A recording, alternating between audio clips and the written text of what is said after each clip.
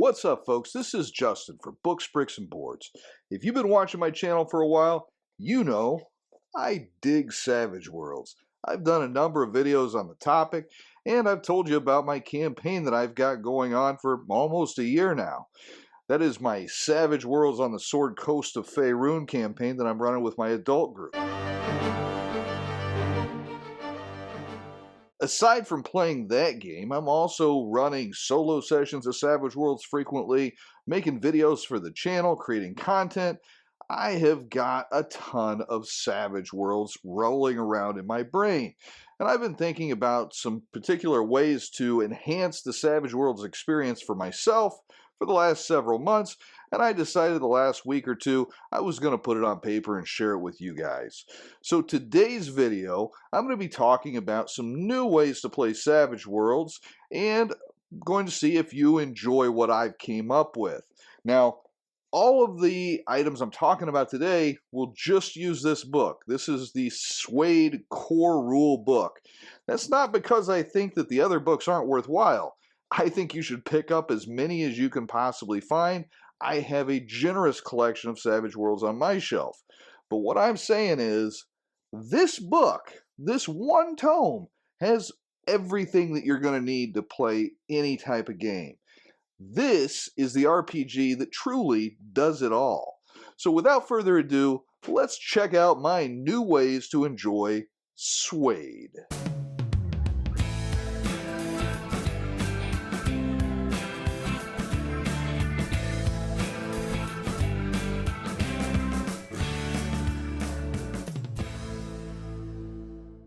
If you are enjoying the content, please be sure to like, share, comment, and subscribe, as that is the best way to keep me doing videos like this and creating content like this for you.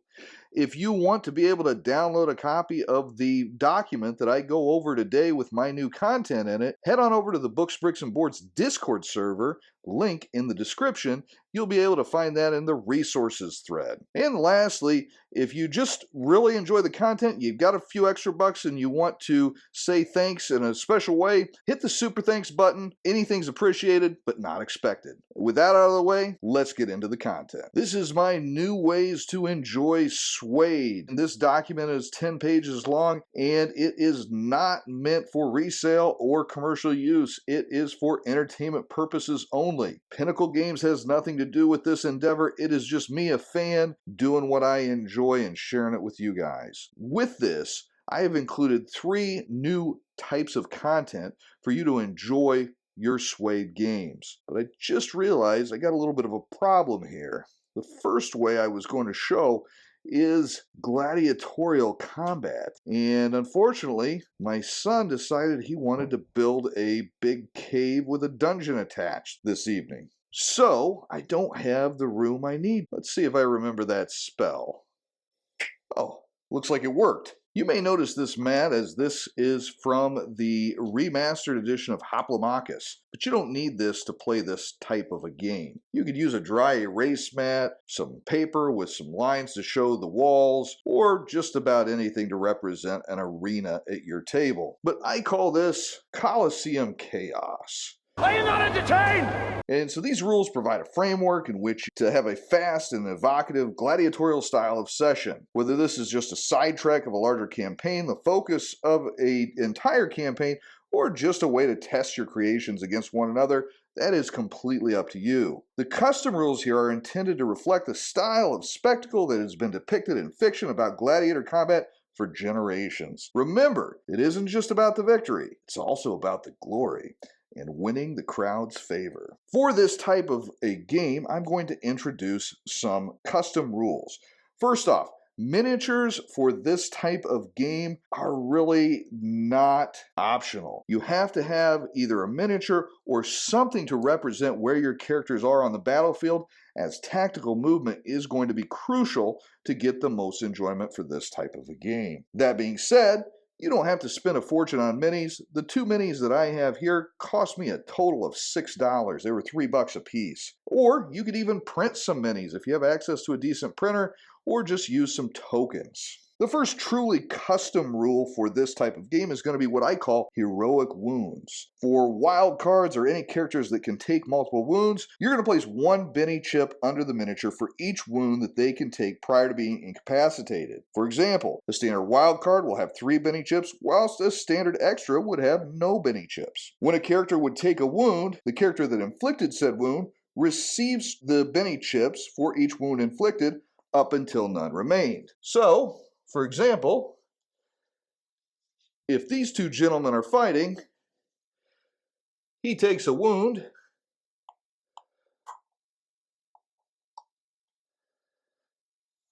that wound becomes a Benny for him. On the battlefield, I can see he is on a shorter stack, therefore he has less wounds remaining before he is eliminated from combat. But then from a mechanical standpoint, I got an extra Benny that I can use to reroll dice or soak wounds or whatever I need to do. Another thing to keep in mind is you're going to want to have a suitable play area. This is actually probably a little bit small, but I'm going to use it just because of the great graphics on it for this type of a game. I would prefer no less than a 2x2 area for a gladiatorial combat game, but do what you want. You know, the thing about gladiatorial combat is it's been depicted in many different ways over the years, and there were famously very interesting and unique ways that gladiatorial combats were played out in history. Another custom rule that I'm going to be introducing here is what I call Glorious Conviction. This game's going to use the conviction rule from the SWADE core rules, page 136, with the following twist. Characters have the opportunity to gain a single conviction token during an arena fight by using what I'm calling a flourish to finish their opponent. This entails incapacitating the enemy and performing a successful performance action in the same activation, which must be declared before rolling any dice. And yes, that does mean you're going to get the -2 multi-action penalty to both actions. This is kind of a press your luck mechanic, as you're not sure that you are going to defeat your enemy. Let's say I have no more wounds before I eliminate this enemy here, and I'm getting ready to strike. I think it's worthwhile to risk it, take -2 to my attack, and -2 to a performance to potentially get a conviction token, which will last for the rest of the combat. Of course, right now, it's just the two of us in the arena, so that wouldn't be that big of a deal there, but if you had multiple combatants, then it would be a very useful thing to keep in mind as a possibility.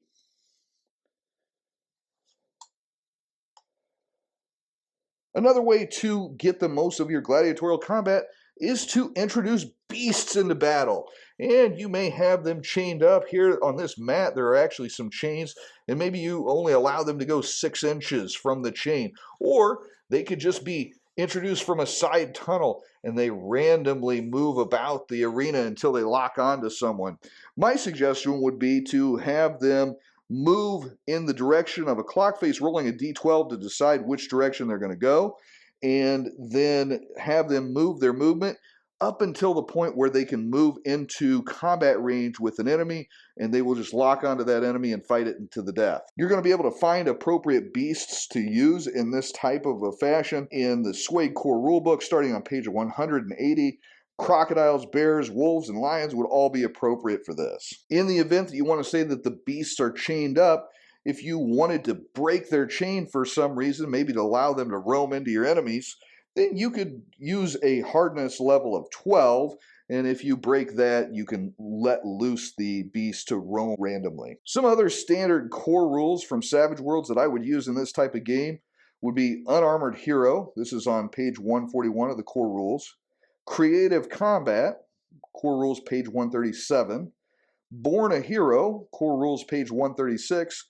And Gritty Damage, core rules page 139. Note, this style of game can be used in both historical or fantasy settings, but typically an important factor is limiting ranged offensive options, as that will make for a more interesting combat. With that in mind, consider disallowing powers like magic and psionics and ranged weapons, or at least keeping them relatively equivalent for both sides of a combat. You want to keep the weapons and armor era appropriate, and keep in mind that these are folks fighting for the pleasure of the nameless masses. They shouldn't have unlimited resources to outfit themselves. And my next bit of content is on anthropomorphic adolescent animals. So what I'm going over here are some of my custom creations that have been requested by some of the folks in the Discord channel, just using the standard SWADE core rules on page 18, where you can create your own races. It's very easy to throw together some pretty accurate depictions of anthropomorphic animals that you may have seen in 1980s or 1990s cartoons. It worked! Using the samples here and the rules found in the SWADE core rules, you will find it incredibly easy to make your own Taekwondo turkeys, Jiu-Jitsu giraffes, and Martian mice. Just as some samples here, the Gatorman race, I would use an attribute increase to strength, attribute increase times 2 to vitality because they're very tough, armor once, and semi-aquatic and bite. Those would be the positive racial traits that I would give a Gatorman. For negative racial abilities, I would give them Outsider Major, as it's just hard to hide the fact that you are an overgrown alligator and you would not be well received in most parts of society, as you would be seen as a threat. Also, I'd give them Big and Bloodthirsty and Clumsy. Those would offset each other and it would be a standard race point limit there. As for the Turtle Man, I would give them Armor Upgrade times 2 for a positive racial ability, attribute increase to strength because they do seem to be quite strong, and the Semi-Aquatic positive racial ability. For negative racial abilities to balance out the points, I'd give them Bulky, as it would be hard to find anything that would fit them. You'd have to like wear a huge trench coat or something if you ever wanted to hide somebody that huge. And then I would give them Outsider Minor because while they are weird and they would definitely get some stares from society, they wouldn't be seen as much of a threat as an aggressive animal like an alligator. Or maybe you wanted to play a Rat Man. Positive racial abilities there would be an attribute increase to agility, as they seem to be very lithe. I'd give them the Bite racial ability and a skill bonus, Survival, as rats are known for their ability to survive. Like the turtle, I'd give them Outsider Minor, as again, they are not seen as a big threat, but they are definitely weird and would draw attention. And I'd give them Racial Enemy Cats, because it is well known that cats and mice and rats just don't jive together. As for a Rhino Man, I'd give them Armor times 1, attribute increase to Strength times 2, because these guys are big, and a horn and size plus 1. For negative racial abilities, I'd give them Big and Big Mouth and Outsider Major, because again, they would be seen as a threat and they are definitely drawing attention. For the Warthog Man, I would give him positive racial abilities of an attribute increase to Strength, an attribute increase to Vitality, and a skill bonus to Survival. Like rats, they are known for their ability to survive in harsh conditions. For negative racial abilities, I would give them Big and Big Mouth and Outsider Major, again because they would be seen as a threat and it is impossible to hide them. These should give you a good start at building your own versions of any custom heroes from your memories or in your imaginations. You could do similar custom anthropomorphic animals of your own to create all manner of popular fiction, from The Secret of Nim, Redwall, or Mouseguard, to name a few. You could also insert these options into an existing genre or setting in order to stir up the norm a bit. And the last bit of content that I have for today is what I'm calling tournament games. In truth, this is just going to cover jousting for now, but I may add to it later to add archery and other different types of medieval combat sports. You may wonder, why not just use the standard mounted combat rules? That's a good question. For one, this is not standard combat. The participants have a full head of steam as they hurtle towards one another with no worries about external threats or environmental hurdles.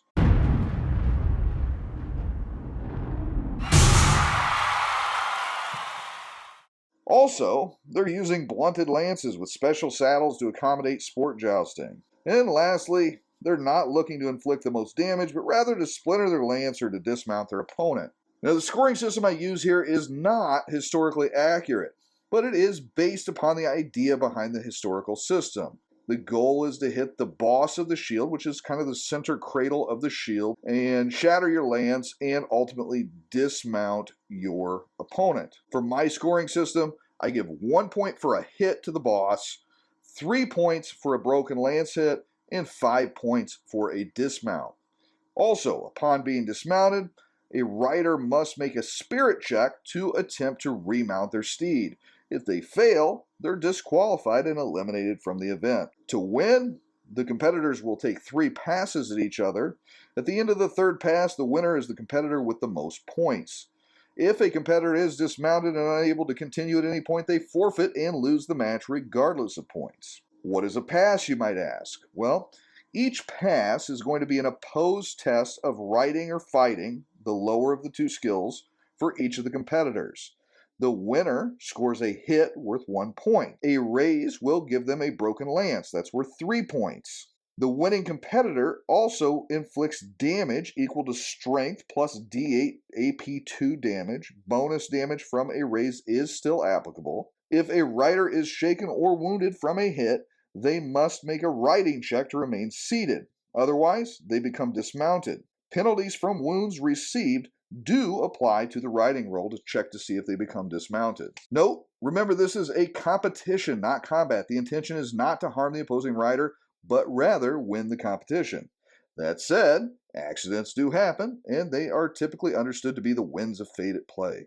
Because this is a competition, all riders should be assumed to have the same level of equipment, similar armor, horse, lance, etc. All right, so there they are. 3 new ways to enjoy SWADE. I hope you enjoyed that. I know I did go through some of it quite quickly, but that's okay because you can get a copy of this for free. Just go over to the Discord. The link is in the description of this video, and you can go to the resources thread and just go to the most recent resource, and that's going to be this document here. And you can download that, use it at your whim, at your table, and enjoy it as you will. I realize this video was not quite as polished as most of my videos here recently have been. That's because I'm going to be doing a bit of traveling, and my already tight schedule has become incredibly tight. So this is the video. That's what you get. Hopefully you enjoyed it. If not, sorry, I'll try to do better next time. But until next time, this has been Justin from Books, Bricks, and Boards. Good gaming, and God bless.